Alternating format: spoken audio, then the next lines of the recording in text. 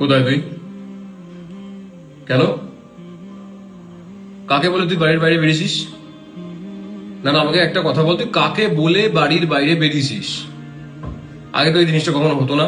আচ্ছা, হ্যাঁ, তো তোর দরকার ছিল সেটা তুই আমাকে বলতে পারতিস তো একবার। আর ফোন করার প্রয়োজন মনে করিসনি। বাড়িতে ঢোক, এক্ষুনি বাড়িতে ঢোক, আদারওয়াইজ কিন্তু খুব খারাপ হয়ে যাবে। তাড়াতাড়ি, 1 সেকেন্ডও যেন দেরি না হয়। বাড়িতে ঢুকে আমাকে একটা ফোন করবি। হ্যাঁ, কোথায়? কতক্ষণ ধরে ফোন করছি, ফোন তুলছো না। ও, বাইরে বেরিয়েছো। আচ্ছা আচ্ছা, ঠিক আছে, তাহলে বাড়িতে গিয়ে ফোন করো আমাকে। না না, সেরকম কিছু না, ওই কথা বলতে ইচ্ছে করছিল তাই ফোন করেছি। এমা, খারাপ ভাববো কেন? আরে তুমি যেই কারণের জন্যই বেরো না কেন, আমাকে কেন বলছো? আরে না বাবা, রাগ করিনি, রাগ কেন করবো?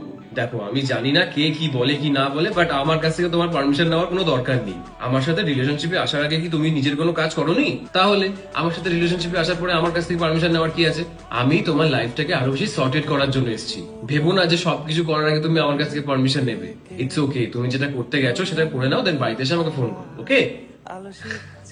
I love you too. Tata. Hmm.